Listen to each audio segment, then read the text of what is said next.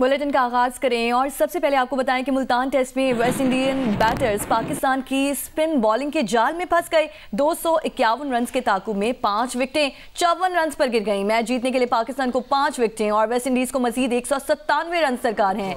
इससे पहले पाकिस्तान टीम दूसरी इनिंग्स में 157 रन बनाकर आउट हो गई थी, जबकि कैप्टन शान मसूद 52, मोहम्मद हुरैरा 29 और कामरान गुलाम 27 और सलमान अली आगा 14 रन के साथ डबल फिगर में भी दाखिल ना हो सके। तो मुल्तान टेस्ट में वेस्ट इंडियन बैटर्स पाकिस्तान की स्पिन बॉलिंग के जाल में फंस गए। 251 रन के ताकुब में 5 विकेटें 54 रन पर गिर गईं। और हमारे साथ मौजूद हैं क्रिकेट के सिकंदर बख्त, उनसे बात करते हैं। सिकंदर बख्त साहब, आज सुबह जब तीसरे दिन के खेल का आगाज हुआ, पाकिस्तान ने 109 पर 3 खिलाड़ी आउट से खेल शुरू किया और अब तक सिर्फ पहले सेशन में लंच से पहले 12 विकेटें गिर गई हैं, जिसमें सबकी सब स्पिन बॉलिंग का शिकार हुए बल्लेबाज तो बेचारे बल्ला लहराने आ रहे हैं लग रहा है मैदान में।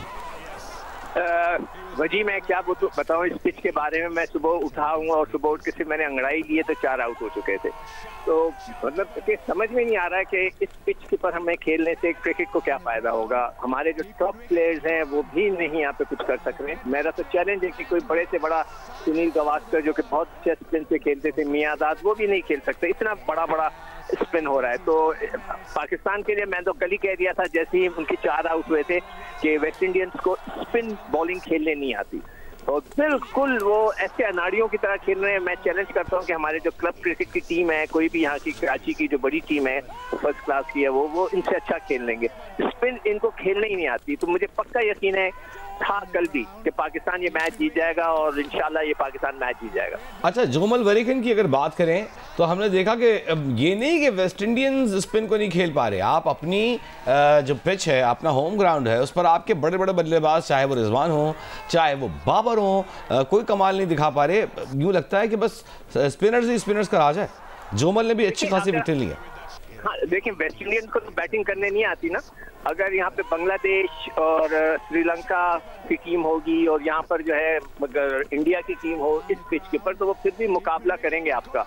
ये तो बेचारे ऐसा लगता है, हालांकि जो वेस्ट इंडीज में ट्रिनिडैड और गयाना, इधर बहुत स्पिनर्स काम करते हैं। जितने भी आप स्पिनर्स को देखेंगे, बड़े बड़े जो वेस्ट इंडीज से स्पिनर्स आए हैं, उनका ताल्लुक जो है गयाना और ट्रिनिडैड से, मगर उसके बावजूद वो नहीं खेल पा रहे। तो ये बड़ी मुझे सरप्राइज। जोमल वरीखन अब तक 10 विकेटें ले चुके हैं। सिकंदर साहब, 10 विकेटें जोमल की हो चुकी हैं। साजिद ने 8 विकेटें ले ली हैं, पहली इनिंग्स में 4, दूसरी इनिंग्स में 4। तो लगता है अभी 3-4 विकेटें और लेंगे तो 10 क्रॉस कर जाएंगे, जोमल को पीछे छोड़ जाएंगे साजिद। मुझे तो ये लगता है आज मैच शाम को खत्म हो जाएगा 3 दिन के अंदर, बल्कि 2.5 दिन में। लंच टी से पहले हाँ, इसलिए कि देखें पहले दिन 41 ओवर हुए थे, 41।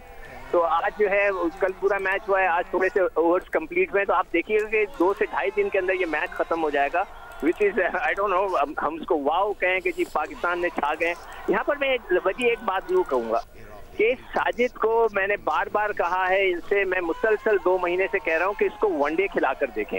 आपको एक मैच खिलाकर देखने में क्या फर्क पड़ता है। जिम्बाब्वे के खिलाफ उसको मैंने कहा था भेजें, और उसको हमारे पास एक जेन्युइन ऑफ स्पिनर नहीं है टीम में, तो मैंने कहा था कि आप साजिद को भेज दें और अगेंस्ट जिम्बाब्वे खिलवा दें, तो हो सकता है कि वनडे में हमें एक अच्छा बॉलर मिल जाए। पता नहीं है किस सोच के लोग हैं, इन्होंने तो उसको भेजा ही नहीं टूर के ऊपर। चले, नुमान के बारे में कह सकते हैं कि शायद उनकी एज ज्यादा हो गई है, लेकिन साजिद को ट्राई करते हुए क्यों डर रहे हैं सिकंदर? पता नहीं, मुझे नहीं समझ में आता क्यों डर रहे। अब नुमान की आप बात करें, वो बेचारे 38 साल के हो गए, ज्यादातर साल रहेंगे, उनको सेंट्रल कॉन्ट्रैक्ट ही नहीं दिया है। ठीक है, कल पिछले साल उन्होंने 20 आउट किए, उनको सेंट्रल कॉन्ट्रैक्ट ही नहीं दिया। अब ये बताएं, मुझे तो समझ में नहीं आता कि ये क्या हो रहा है। ठीक है, बहुत शुक्रिया सिकंदर बख्त हमारे साथ मौजूद। साबिक टेस्ट क्रिकेट के सिकंदर, मुल्तान टेस्ट यूँ लगता है सिकंदर बख्त के ख्याल में कि आज टी ब्रेक से पहले सिमट जाएगा। ताज़ा तरीन सूरत हाल आपको बताएं तो मजीद 197 रन दरकार हैं। वेस्ट इंडीज़ को तीसरे दिन का पूरा दिन का खेल बाकी है, चौथे दिन का खेल बाकी है, 5वें दिन का खेल बाकी है, 2.5 दिन का खेल बाकी है, और लेकिन विकेटें सिर्फ उनके हाथ में 5 हैं। 197 रन मजीद दरकार है। 7 अक्टूबर 2023 को शुरू होने वाली इसराइली बर्बरियत में वक्फा आया है। गजा में जंग बंदी मुआहदे के वक्त का आगाज हो गया है। गजा में फ़लस्तीनी अपने घरों को वापस जाना शुरू। जंग बंदी में ताख़ीर के बावजूद जंग बंदी के वक्त का आगाज होते ही गजा के फ़लस्तीनियों ने जश्न मनाना शुरू कर दिया। आतिशबाजी भी की गई। इसराइली वज़ीर आज़म नेतन्याहू ने कहा है कि गजा जंग बंदी उस वक्त तक शुरू नहीं होगी जब तक हमास रिहाई पाने वालों के नाम जारी नहीं करता। हमास के मुताबिक मग़वियों के नाम जारी करने में ताख़ीर तकनीकी खराबी की वजह से हो रही है। तर्जुमान इसराइली फ़ौज के मुताबिक हमास यरगमालियों की फहरिस्त इसराइल को भेजने की अपनी जिम्मेदारियों को पूरा नहीं कर रही। जब तक हमास अपनी जिम्मेदारियों को पूरा नहीं करती जंग बंदी मौसर नहीं होगी। इसराइली फ़ौज जंग बंदी के नफाज के लिए मुकम्मल तौर पर तैयार है। ये इसराइली मौक़िफ़ सामने आया है। अगर हमास की तरफ से शराइत की खिलाफ वर्जी की गई तो जवाब देने के लिए तैयार है।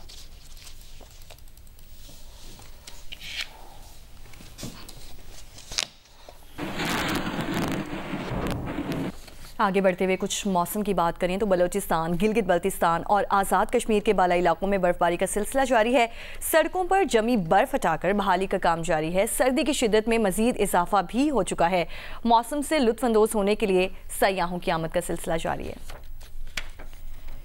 मौसम सरमा में एक मरतबा फिर शदीद बर्फबारी ने ठंड बढ़ा दी। बर्फ से ढकी हसीन वादियों को देखने सयाहों की आमद जारी है। बलूचिस्तान में पाक अफगान बालाई सरहदी इलाकों में बर्फबारी का सिलसिला जारी है। रेस्क्यू टीमें ट्रैफिक बहाली में मसरूफ है। लकपास टाप, दश्त और N25 कोयटा कराची कौमी शाहरा पर शदीद बर्फबारी के बाद कोजिक टाप के मकाम पर जुजवी ट्रैफिक बहाल कर दिया गया है, जिसके बाद कई किलोमीटर सड़क पर नमक का छिड़काव भी किया गया। आज़ाद कश्मीर में बालाई इलाके बर्फ से ढके खूबसूरत मनाजिर पेश कर रहे हैं। ग्रीस वैली में मरकजी शाहरा बर्फ के बाइस बंद है। बिजली और मवासलात का निजाम भी दरहम बरहम हो गया है। गिलगित बल्तिस्तान में अस्तोर के पहाड़ों पर भी चारों अतराफ बर्फ ही बर्फ है। जिला दियामर में बाबूसर टाप, नांगा पर्वत, बटोगा समेत पहाड़ों पर गुज़िश्ता रात से बर्फबारी ने सर्दी में इजाफा कर दिया है।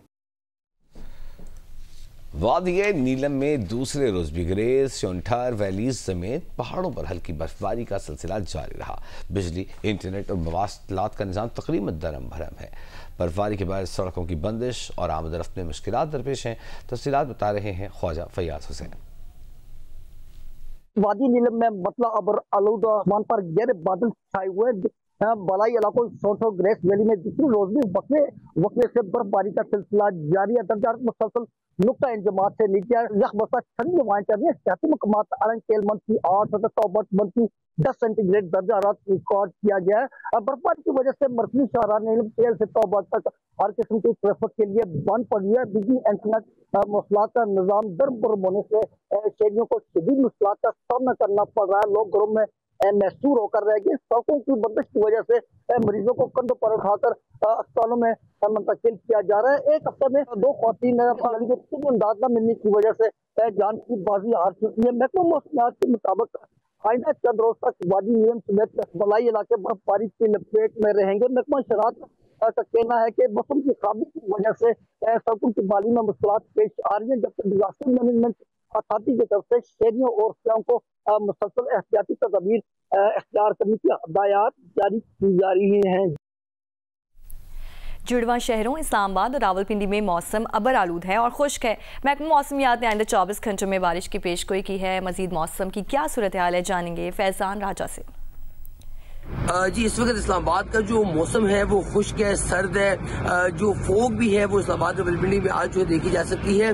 दूसरी जानिब महकमा मौसमियात का ये कहना है कि आइंदा 12 घंटों के दौरान रावलपिंडी, इस्लामाबाद समेत पंजाब के मुख्तलिफ इलाकों में जो है वो कहीं कहीं बारिश होगी और जबकि जो पहाड़ी इलाके हैं वहाँ पे जो है वो बताया गया है कि बर्फबारी भी हो सकती है।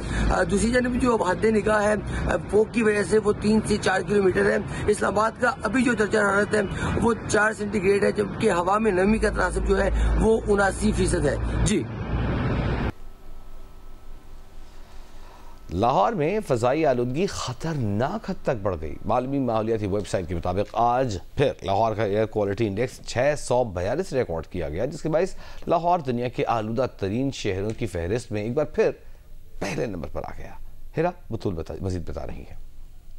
जी बिल्कुल, लाहौर शहर में सुबह से ही धुंध के बादल छाए हुए हैं। महकमा माहौलियाती वेबसाइट के मुताबिक एयर क्वालिटी इंडेक्स है लाहौर शहर का, वो 645 रिकॉर्ड किया जा रहा है और लाहौर शहर दुनिया के आलूदा तरीन शहरों में नंबर 1 पर आ चुका है। और महकमा माहौलियाती वेबसाइट के मुताबिक लाहौर शहर का दर्जा हरारत 11 डिग्री सेंटीग्रेड रिकॉर्ड किया जा रहा है। जो हवाएं हैं वो 3 किलोमीटर फी घंटा की रफ्तार से रिकॉर्ड की जा रही है। माहिरीन के मुताबिक एयर क्वालिटी इंडेक्स लाहौर का बहुत ज़्यादा हो चुका है, इसलिए घरों से गैर ज़रूरी बाहर ना निकले और जब भी घरों से बाहर निकले तो एहतियाती तदाबीर ज़रूर अपनाएं। जी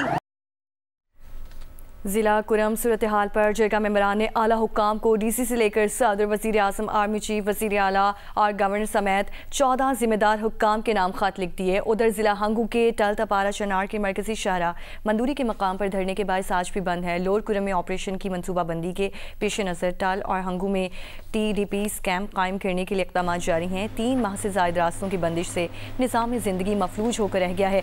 ज़िला इंतज़ामिया का कहना है कि क़याम अमन के लिए इक़दाम जारी हैं।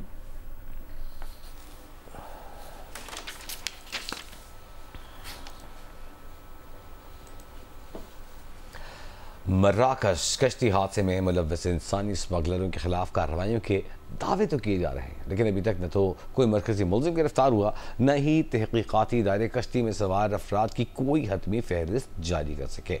FIA की तहकीकात से मुताल्लिक मजीद बता रहे हैं राना अंसर। अभी देखें, मराकश कश्ती हादसे की तहकीकात तो जारी हैं, लेकिन FIA और दफ्तर खारजा अभी तक कश्ती में सवार अफराद की कोई भी हतमी फहरिस्त जारी नहीं कर सके। FIA का इस बारे में कहना है कि मराकश से जितनी भी मालूमात उन तक पहुंची थी वो शेयर कर दी गई हैं और मुतासरा फैमिली से FIA की टीमें मुसलसल राब्ता कर रही हैं, लेकिन सूरत हाल ऐसी है कि मुतासरा फैमिलीज जो है वो इस बारे में ना तो FIA को तफसीलात फराहम कर रही हैं और ना ही इंसानी स्मगलर्स के खिलाफ कार्रवाई करने में संजीदा है। हालांकि जो मालूमात अब तक मिली है उसके मुताबिक कोरंतानिया से जब ये कश्ती रवाना हुई तो जितने भी अफराद इस कश्ती में सवार थे उन्होंने अपने घर वालों को राब्ता करके बताया था कि वो इस खतरनाक सफर पर रवाना हो रहे हैं। तो मुतासरा जो फैमिलीज हैं उन्हें इतना तो मालूम है कि इस कश्ती में उनके प्यारे मौजूद थे, लेकिन वो FIA को तफसीलात अभी तक नहीं दे रही। अगर 44 अफराद इस वाक़े में जाबाक हुए हैं तो सूरत हाल यहाँ पर ऐसी है। गुजरांवाला से एक फैमिली ने FIA से राब्ता किया है, सियालकोट की एक फैमिली सामने आई है जिसने अपनी शिकायत दर्ज करवाई है, गुजरात और मंडी बहाउद्दीन से सिर्फ 4 से 5 फैमिलीज ने इंसानी स्मगलर्स के खिलाफ अपनी शिकायत दर्ज करवाई है। एक खातून इंसानी स्मगलर समेत 2 मुल्जमान को FIA अभी तक गिरफ्तार कर चुकी है। 8 इंसानी स्मगलर्स के नाम सामने आए हैं जो कश्ती हादसे में मुलव्वस है। FIA का कहना है कि उनकी गिरफ्तारी के लिए छापे मारे जा रहे हैं और स्टॉप लिस्ट में भी तमाम 8 इंसानी स्मगलर्स के नाम डाल दिए गए हैं। अताम FIA ने अपने थानों में, अपने दफातर में एक डेस्क कायम कर दिया है कि जितनी भी मुतासरा फैमिलीज हैं अगर वो राब्ता करना चाहे, FIA को कोई मालूमात देना चाहे तो वो राब्ता कर सकती हैं। अफसोसनाक खबर आ रही है, कराची में आर्ट्स काउंसिल चौरंगी पर फायरिंग करके एक शख्स को कत्ल कर दिया गया है। पुलिस के मुताबिक मकतूल की शनाख्त सफदर रफीक के नाम से हुई। मकतूल सफदर बंस रोड पर बिरयानी की दुकान पर काम करता था। मकतूल सफदर का बाई ताल्लुक रहीम खान से था। मकतूल को 2 गोलियां लगी। टीम शवाहिद इकट्ठे कर रही है।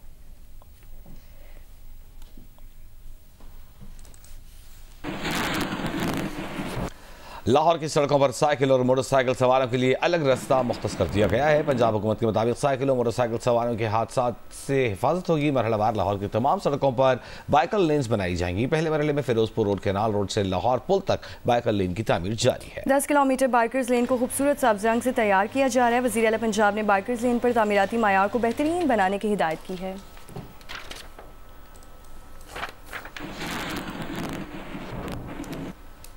जीवे जीवे पाकिस्तान जैसे लाजवाल मिल नगमों के खालिक जमीलुद्दीन आली की 100वीं सालगिरह पर आर्ट्स काउंसिल में उनके एजाज़ में तकरीब मुनक़्क़िद की गई। जमीलुद्दीन आली की 100वीं सालगिरह के मौके पर आर्ट्स काउंसिल कराची में पुरवकार तकरीब रखी गई। केक काटा गया।